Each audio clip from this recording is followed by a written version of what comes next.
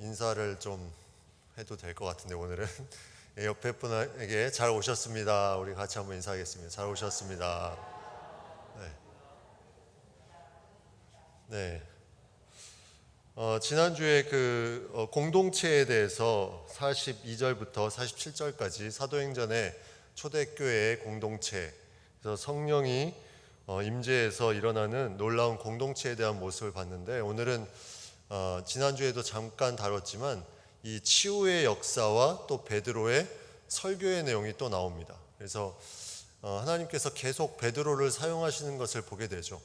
이스라엘 백성에게 무언가 계속 알려주고 깨닫게 해주고 또 구원받게 하고, 그런 놀라운 역사들이 나타납니다. 온 유대와 예루살렘과 온 유대와 지금 이 역사를 계속 이루고 있는 그런 상황이죠. 오늘 말씀 1절에 보면 제9시 기도 시간에, 제9시는 이제 우리나라 시간으로 6을 더하면 된다 그랬죠. 그래서 오후 3시. 근데 이 시간에는 기도의 시간이다 이렇게 나와 있어요. 기도 시간. 그러면 또 다른 기도 시간이 언제가 있을까? 이게 구약의 율법을 통해서 이 당시에 이스라엘 백성들이 뭔가 기도할 수 있는 시간을 정해놓고 기도를 했다는 것을 이제 볼 수 있는 구절이 있습니다. 민수기 28장 3절 4절에 보면 1년 되고 흠없는 순양을 매일 2마리씩 상번제로 드리되 어린 양 1마리는 아침에 드리고 어린 양 1마리는 해질 때에 드릴 것이요. 상번제로 드리는데 1마리는 아침에, 1마리는 해질 때. 그러니까 2번 드리는 거죠. 번제. 상번제라는 것은 계속해서 번제 드리는 불이 꺼지지 않도록 아침에, 저녁에 계속 번제를 하면서 그 제단을 이렇게 불을 태우는 거죠. 근데 그거를 이스라엘 백성들이 잘 이어받았어요. 구약의 제사는 아니지만 이제는 기도로 이것을 이어갑니다. 그래서 하루에 2번. 그래서 오전 9시, 오후 3시. 이렇게 이제 기도를 하는 거죠. 오늘 본문에는 오후 3시 시간, 그 시간 기도 시간에 이루어진 일입니다. 근데 이 민수기 말씀은 그 전에 이제 레위기 출애굽기에도 계속 나오지만 계속 그 제사 드리는 것이 반복되는 그 가운데 계속 제물을 드려야 되고 또 누군가는 그걸 가져와야 되고 좀 약간 어려운 부분들이 있었죠. 근데 이제는 신약 시대 와서는 기도하는 것으로 이제 그것이 바뀌어져 버립니다. 왜 바뀝니까? 예수님을 통해서, 예수 그리스도의 이름으로 이제 그런 게 전혀 필요가 없는 시대가 온 거죠. 단번에 제물이 되셔서 이제 하나님께 나아갈 수 있는 길을 만들어 주셨기 때문에 예수님을 통해서 하루에 2번 기도해서 기도의 불이 꺼지지 않도록. 그래서 교회는 기도의 불이 꺼지지 않는 게 참 중요합니다. 그래서 상번제가 아침 저녁에 제물을 드린 것, 그것이 구약의 어떤 율법이지만 우리가 현대 그걸 가져오면 계속해서 기도가 성전에 계속해서 있다는 것이 너무나 소중하다는 것을 생각해 보게 됩니다.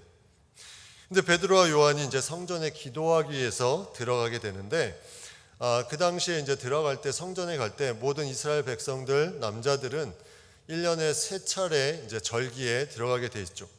근데 그 외에도 이제 기도하기 위해서 왔다 갔다 하는 사람들이 있었다는 거죠. 근데 그 이스라엘의 성전에 보면 여러 가지 이제 문이 있습니다. 문이 동쪽에도 있고 남쪽에도 있고 북쪽에도 있고, 그리고 각각의 뜰이 있어요. 그래서 뜰이 이방인들만 들어가는 뜰이 있고, 그 다음에 여인들이 가는 뜰이 그 다음에 있고, 그 다음에 이스라엘 남자들이 들어가는 뜰이 있고, 그 다음에는 성소, 지성소, 대제사장만이 들어갈 수 있는 지성소까지 계속 그렇게 나뉘어져 있어요. 베드로와 요한이 이제 성전에 들어가기 위해서 딱 들어갑니다. 근데 누구를 만났습니까? 오늘 말씀해 보면 2절에 나면서 못 걷게 되니이다. 나면서 못 걷게 되니. 이 개역 한글판 이전에 이제 우리가 봤던 성경에는 앉은뱅이라고 나와 있는데, 사실 앉은뱅이라는 단어를 요즘에 쓰지 않죠. 나면서 못 걷게 되니. 이 사도행전을 누가 썼습니까? 사도행전을 누가 썼냐 그러면 누가가 썼죠. 네, 누가가 썼기 때문에 누가는 신분이 뭐예요? 의사입니다. 의사가 이렇게 썼다는 것은 심각하다. 뭔가 의사로서도 이걸 어떻게 할 수가 없다. 나면서 못 걷게 된 일을 사람들이 메고 오는데 이는 성전에 들어가는 사람들에게 구걸하기 위해서 미문에 둔다.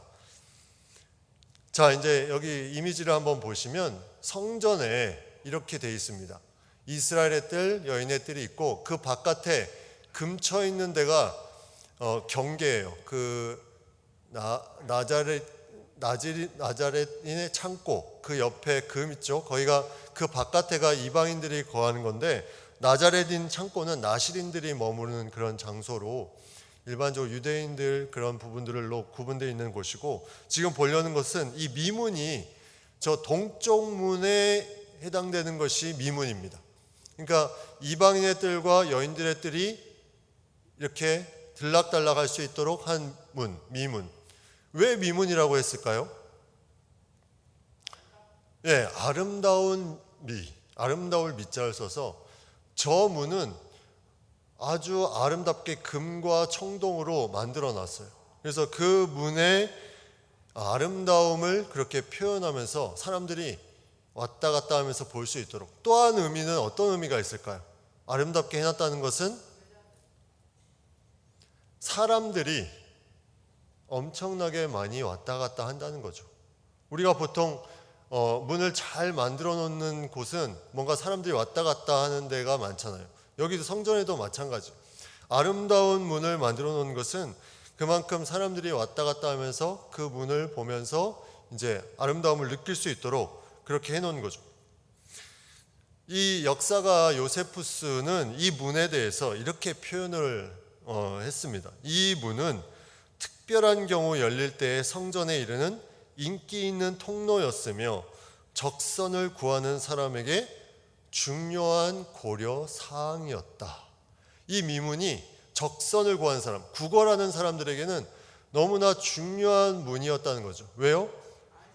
그곳을 계속 보고 많은 사람들이 왔다 갔다 하기 때문에 거기에 구걸하면 무언가 다른 곳보다는 훨씬 수입이라 그러면 좀 그렇고 아무튼 얻는 것이 많았다는 거죠.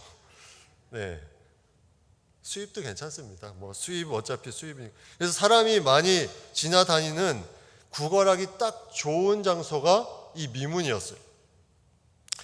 가톨릭에서 쓰는 공동 번역 개정판 성경에 의하면 이런 글이 있습니다. 토비트서 4장 10절 11절. 토비트서는 우리는 이제 쓰지 않는데 유대인들이 이집트에서 살았던 유대인들이 쓴 책인데 거기에 뭐라고 되어 있냐면 자선은 자선을 베푸는 사람을 죽음에서 건져내고 암흑에 빠지지 않게 해주는 것이다.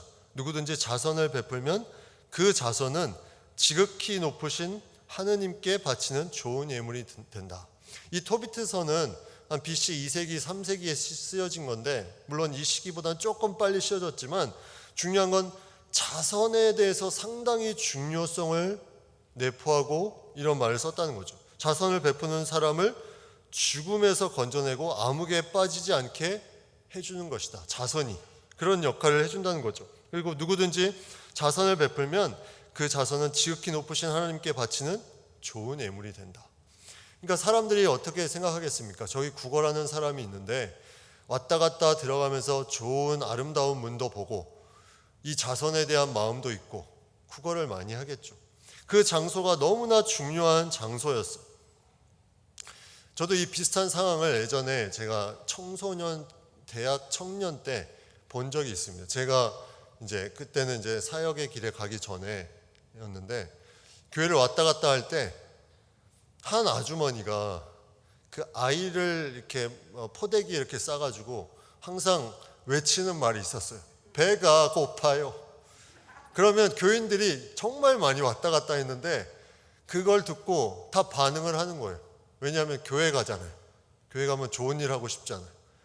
그러니까 정확하게 사람들이 많이 왔다 갔다 하는 그 장소를 그분이 알고 거기 딱 앉아서 구걸하고 다 끝나면 택시 타고 가더라고요. 택시 불러서. 그래서 이게 어떤 구약의 또 신약의 그 불우한 사람들, 고아와 과부들을 불쌍히 여기는 그런 마음들이 계속 이어지면서 내려온 부분들, 이것이 지금까지 내려오고 있다는 거죠. 근데 요즘에는 구걸하는 사람을 볼 수 없는 게 이게 법이 제정이 됐다고 하더라고요. 제가 찾아보니까 경범죄 처벌법 2013년에 제정이 됐는데, 구걸을 누구에게 시키거나 직접 구걸을 해서 방해를 주면 경범죄 처벌법에 걸린다고 합니다. 그래서 길거리에서 많이 볼 수가 없는데, 우리는 이런 놀라운 이적을 우리는 경험할 수 없는, 이 구걸하는 이 사람을 어떻게 했냐면, 베드로와 요한이 보고 나서 이제 그가 원했던 것은 뭐였겠습니까? 그가 원했던 것은 돈이죠. 돈을 받고 싶은 그런 마음이 있었지만, 베드로와 요한은 그를 보면서 5절에 뭐라고 말하냐면 이렇게 말합니다.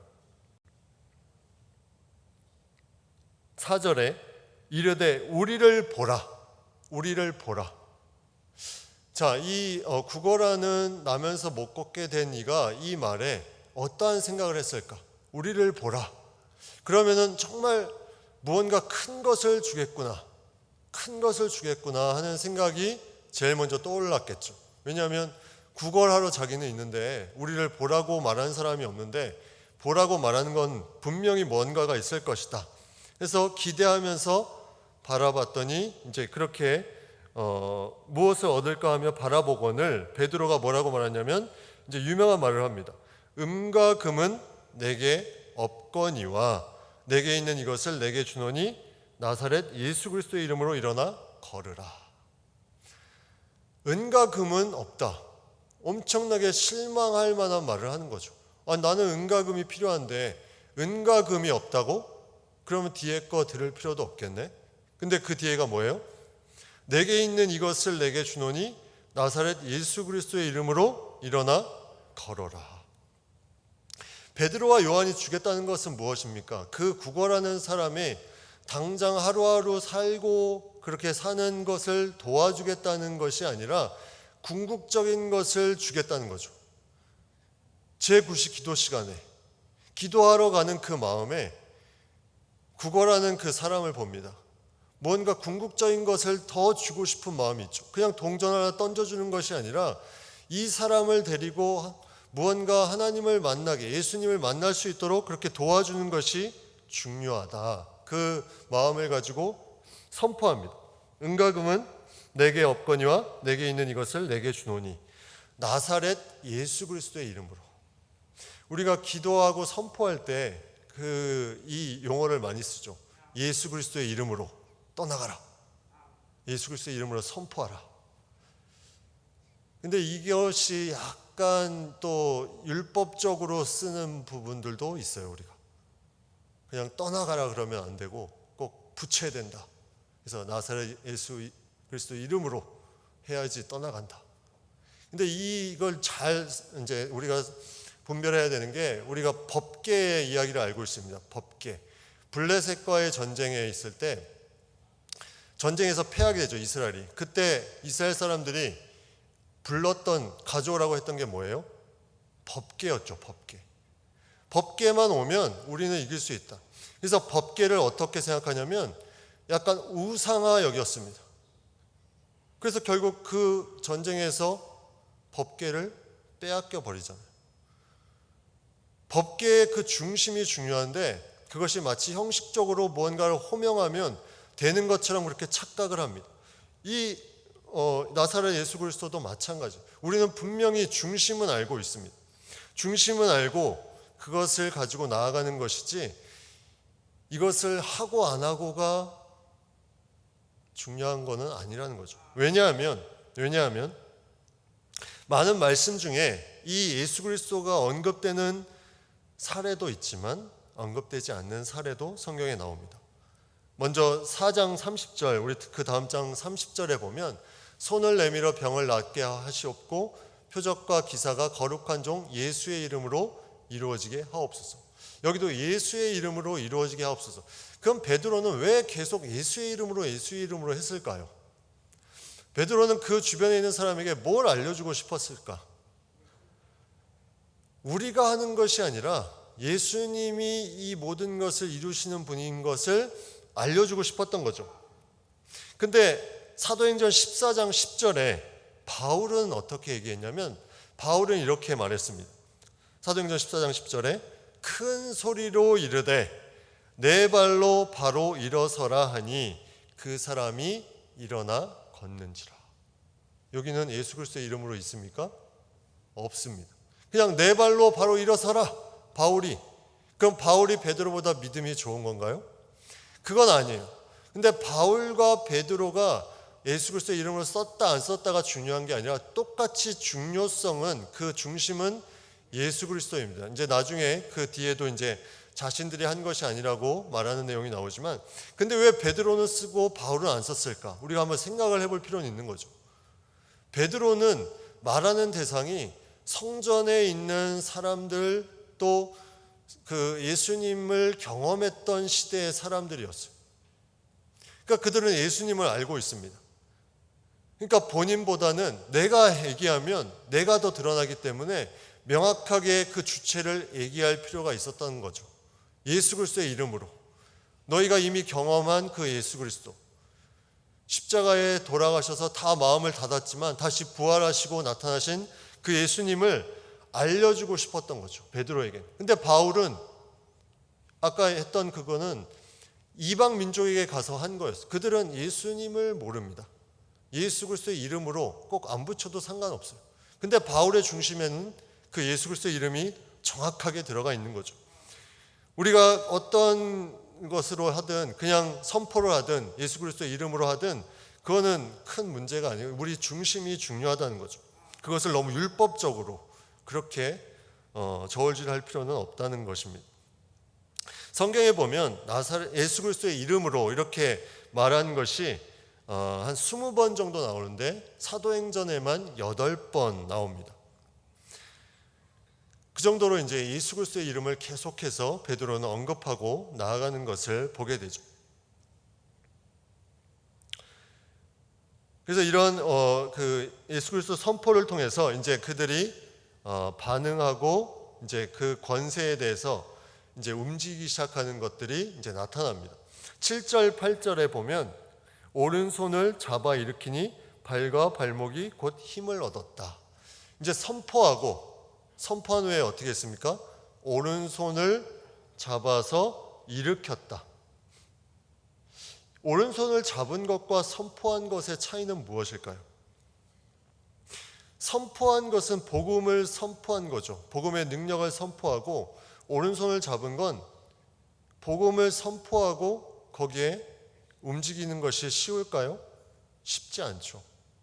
그래서 우리가 영원히 주님께 나오는 그 과정을 좀 생각을 하면서 이 말씀을 보면, 우리가 복음을 전하고 복음에 대해서 얘기를 하지만 그가 혼자서 처음에 교회를, 그 복음을 듣고 나오기는 쉽지가 않습니다. 뭐 강력한 복음의 역사가 있으면 그건 가능하지만, 분명히 있을 수 있지만, 보통은 오른손을 잡아 일으켜주는 누군가의 섬김이 필요하다는 거죠. 언제까지? 그가 정착할 때까지. 오늘 보니까 오른손을 잡아 일으키니 발과 발목이 힘을 얻었다. 이제 조금 움직일 만한 느낌이 됩니다. 처음에는 저게 무슨 소리야? 과연 저런 게 될까? 이러다가 마음이 조금씩 열립니다. 그 열린 게 오른손을 잡아 일으켜서 마음이 열리는 거죠. 그 섬김의 사랑에 마음이 움직이기 시작합니다. 발과 발목이 힘을 얻고 뛰어서서 걸었다. 뛰어서서 걷기 시작합니다. 근데 여기까지는 그냥 일반적인 치유예요. 여기까지는 그냥 일반적인 치유의 내용입니다. 예수 그리스도의 그 놀라운 능력으로 선포했더니 치유의 역사가 이루어졌습니다. 그 다음에는 어떻게 됐습니까? 이제는 그 치유된 그 내용을, 치유된 상황에서 그들과 함께 성전으로 들어가면서, 자, 이 구걸하던, 나면서 못 걷게 된 사람은 성전에 들어가지 않았어요. 계속 그 문에서 구걸했습니다. 계속 거기서만 있었어요. 근데 그에게 복음을 선포하고 오른손을 잡아 일으켜 주니까 그가 회복되는 이제 실질적인 그가 몸의 회복, 거기서 그치지 않았다는 거예요. 처음에 동기는 다 다를 수 있어요. 내가 어떤 동기로 성전에 몸이 가느냐 다 다를 수 있는데, 성전에 들어가서 하는 놀라운 일들은 이제는 누가 역사하시냐? 하나님이 역사하시냐. 우리는 복음을 전하고 오른손을 잡아서 섬겨주고 그의 위치만 이동시켜주는 것, 여기까지가 우리가 영혼을 인도하는, 그 다음에는 성령의 역사가 나타나는 거죠. 그래서 동기는 다 다릅니다. 동기가 다 같을 수가 없어요. 사람마다, 모든 사람들이 동기가 다 틀리죠. 어떤 사람이, 어떤 청년이 한 자매를, 자매라고 이제 얘기 않겠죠. 한 여자를 너무 이제 좋아해서 알아봤더니 교회에 찬양대를 하고 있더라. 그래서 몰래 보고 싶어서 교회를 옵니다. 멀리서 보면서 흐뭇해하면서 말씀을 듣습니다. 근데 그 말씀에 갑자기 막 깨지는 거예요. 본인이 성령의 역사가 나타나서 저 여자를 보러 왔는데 변화를 돼서 예수님을 믿게 되는 역사. 그런 일도 일어날 수 있다는 거죠.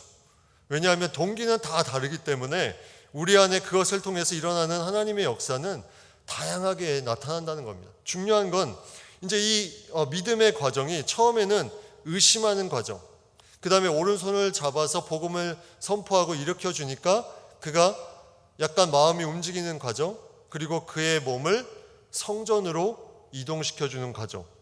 그렇게 되니까 어떻게 됩니까? 그가 8절 후반부에 보니까 똑같은 서서 걷기도 하고 뛰기도 하는 건 전이랑 후랑 똑같은데 성전에 들어오니까 하나님을 찬송하였다, 이렇게 나와 있습니다.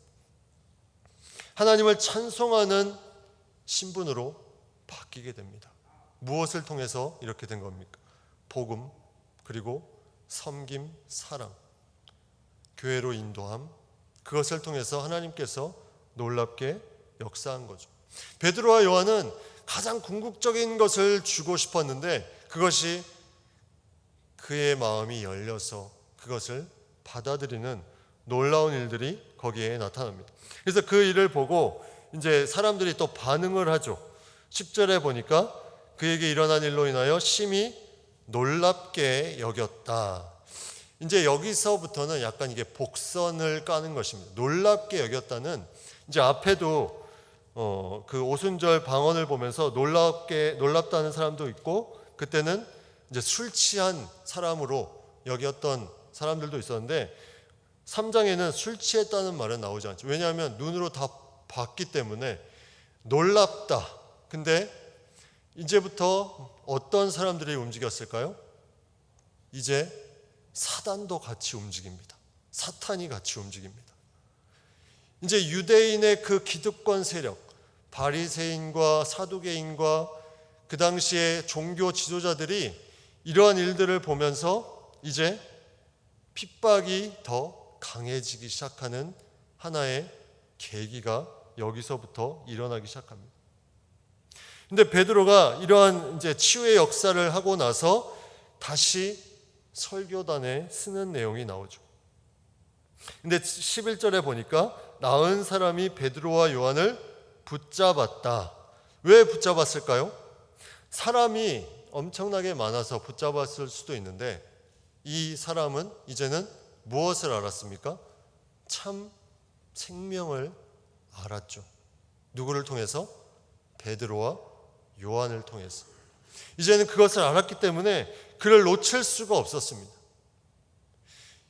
이런 놀라운 사랑과 섬김과 복음 전파가 가니까 이제는 놔라 그래도 그가 놓지 않는다는 거죠. 왜냐하면 그 생명의 능력을 알기 때문에 나은 사람이 베드로와 요한을 붙잡으니 모든 백성이 크게 놀라며 달려나가 솔로몬의 행각이라 불리는 행각. 아까 그 이미지를 보시면 동쪽 문에서 성전 그 벽 쪽으로 향하는, 바로 벽 쪽으로 향하는 곳에 이제 주랑이 있습니다. 주랑. 예, 저쪽에 동쪽 문에서 지금 끝쪽, 이미지의 끝쪽에 보면 거기에 이제 벽은 없고 기둥만 이렇게 있고 그늘만 가리는 주랑이 쫙 있는데, 거기서 솔로몬의 행각이라고 하는, 거기서 사람들이 토론도 하고 뭐 이렇게 뭐 약간 거래도 하고 그런 곳이 있었어요. 거기는 유대 민족주의자들이 거하는, 함께 거하는 곳이었고, 이쪽 남쪽이죠. 앞쪽, 밑에 쪽, 그쪽은 또 왕의 행각이라고, 거기는 로마, 친로마, 그러니까 이 사람들하고 반대죠. 친로마에 있는 사람들이 또 모이는 장소가 있었어요. 성전에 그런 어떤 부류들이 따로 있었는데, 솔로몬의 행각은 주로 이제 유대 민족주의자들이 거기 모여서 있을 때 베드로가 그 모인 사람들에게 이제 설교를 합니다. 설교한 내용을 보면 앞의 내용하고 거의 구조가 비슷합니다. 처음에 무슨 말을 하냐면 12절에 이스라엘 사람들아, 이 일을 왜 놀랍게 여기느냐? 우리 개인의 권능과 경건으로 이 사람을 걷게 한 것처럼 왜 우리를 주목하느냐? 이제 그들이 한 말에 대해서 처음에 해명하는 것부터 하죠. 2장에서는 뭐라고 했습니까? 2장에선 술 취했다. 너희가 술 취했다. 그러니까 베드로가 뭐라고 합니까? 제3신이, 지금은 제3신이 너희 생각과 같이 이 사람들이 취한 것이 아니라, 오전 9시기 때문에 절대로 취한 것이 아니다 하면서 그가 설교를 시작하죠. 그들이 말한 그 무슨 동기를 가지고, 그들이 호기심을 가지고 그것을 자극할 만한 것으로 설교를 시작합니다. 여기서도 마찬가지로 너희가 왜 우리를 주목하느냐, 우리가 그렇게 한 것처럼 주목하느냐 하면서 왜 놀랍게 여기느냐, 그것은 잘못됐다 하면서 말하기 시작하죠. 근데 바울이 루스드라에서 그가 복음을 전할 때 똑같은 상황의 병자에게 치유의 역사를 할 때도 비슷한 일이 있었어요. 바울은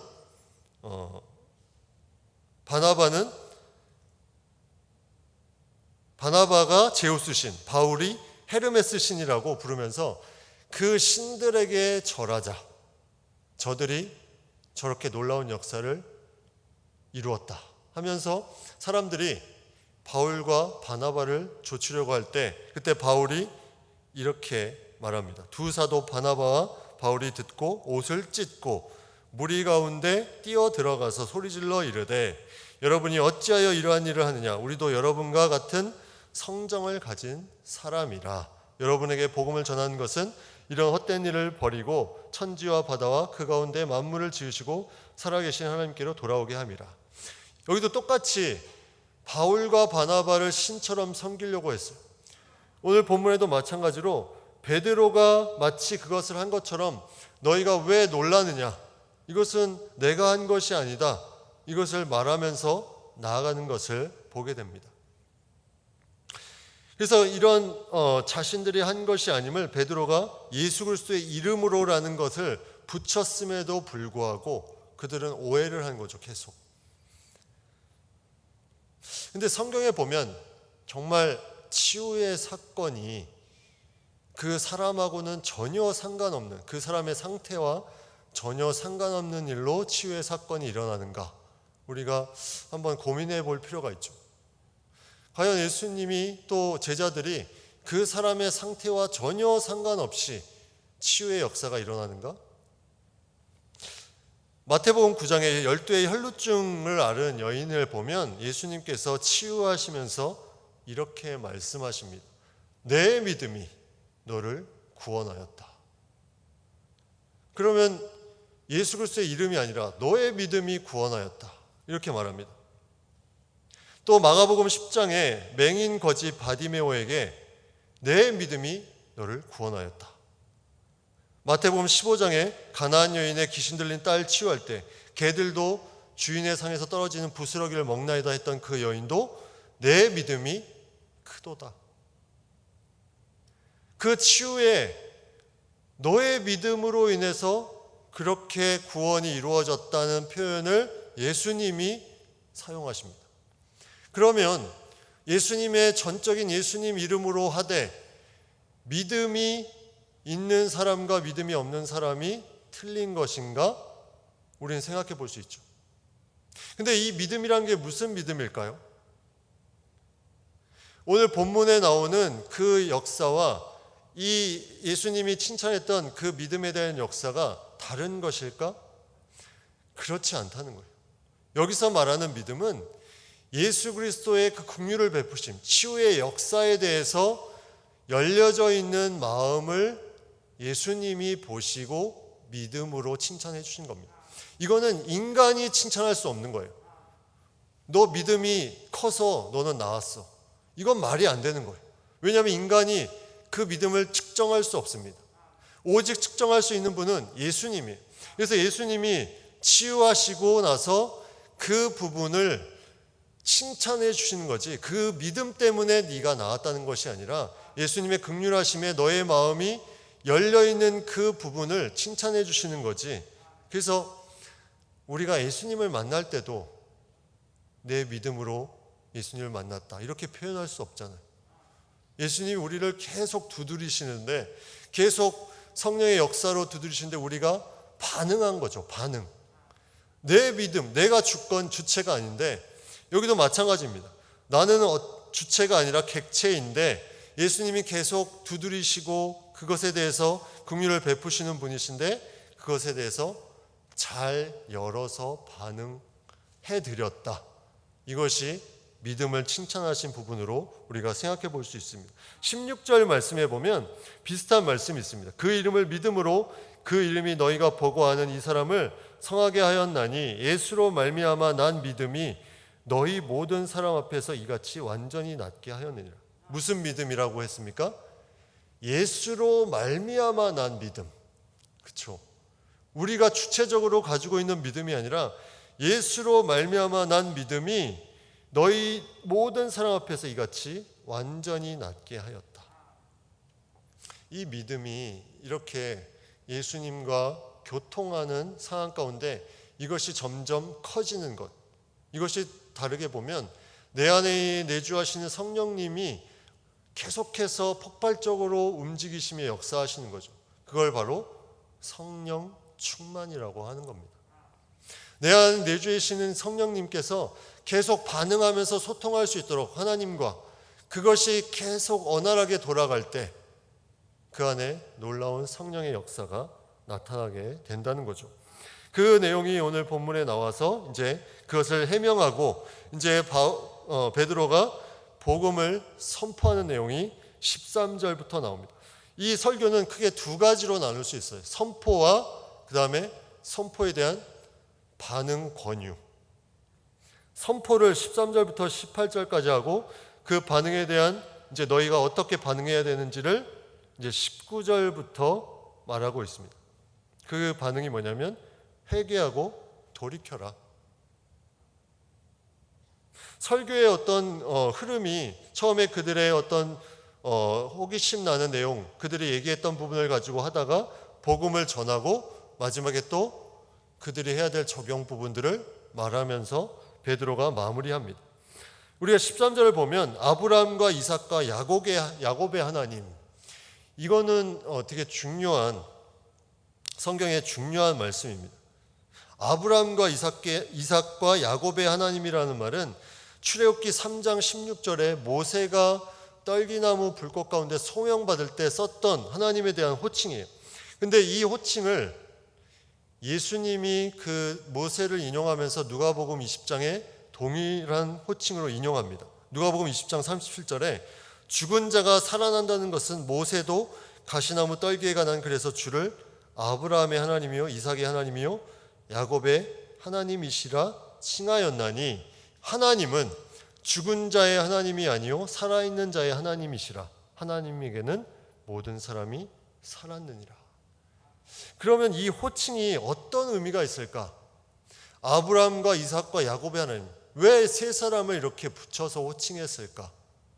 그냥 아브라함의 하나님 이러면 되는데 세 사람이 있다는 것은 우리가 처음에 나누었던 것처럼 복음에 대한 보편적인 구원에 대한 부분들을 우리가 한번 처음에 생각해 볼 수 있습니다. 어떤 사람이든지 복음을 들으면 그 사람의 하나님이 되신다. 그래서 아브라함, 이삭, 야곱. 두 번째는 오늘 이 본문에도 나와 있지만 살아계신 하나님이다. 살아계신 하나님. 다시 말하면 부활의 하나님이라는, 부활의 하나님. 예수님 부활하시고 부활하신 하나님. 아브라함도 이삭도 야곱도 동일하게 부활의 길로 가게 되는, 예수님을 믿으면 가게 되는 살아있는 자의 하나님, 부활의 하나님을 말하고 있습니다. 세 번째는 언약을 지키시는 하나님. 언약을 계속해서 지키신다. 아브라함, 이삭, 야곱에게 주셨던 언약을 동일하게 지키시는, 우리에게도 마찬가지로 그 언약을 지키시는 하나님에 대해서 이 호칭에 그 안에 의미가 들어가 있습니다. 네 번째는 이거는 믿음을 끊이지 않고 이어가시는 하나님을 생각해 볼 수 있죠. 아브라함의 아들 이삭, 이삭의 아들 야곱. 복음이 그 역사적으로 많이 힘들고 어려웠지만 결국은 복음은 끊이지 않고 계속해서 세대에 흘러 내려간다. 마지막 다섯 번째는 변치 않으신 하나님, 우리가 생각해 볼 수 있습니다. 아브라함에게 역사했던 그 하나님, 이삭에게 역사했던 하나님, 야곱에게 역사했던 하나님이 지금 우리에게도 동일하게 역사하신다. 그래서 이런 하나님에 대한 강력한 의미를 아브라함과 이삭과 야곱이라는 세 인물, 그 족장 시대에 가장 대표했던 세 인물을 통해서 이렇게 말하는 것을 보게 됩니다.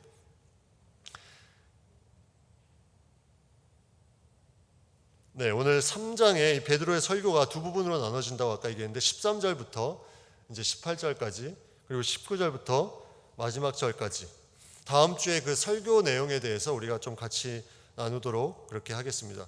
베드로의 설교에 대한 부분이 너무나 강력하고 좋은 내용들이기 때문에 우리가 좀 더 깊이 할 필요가 있을 것 같습니다.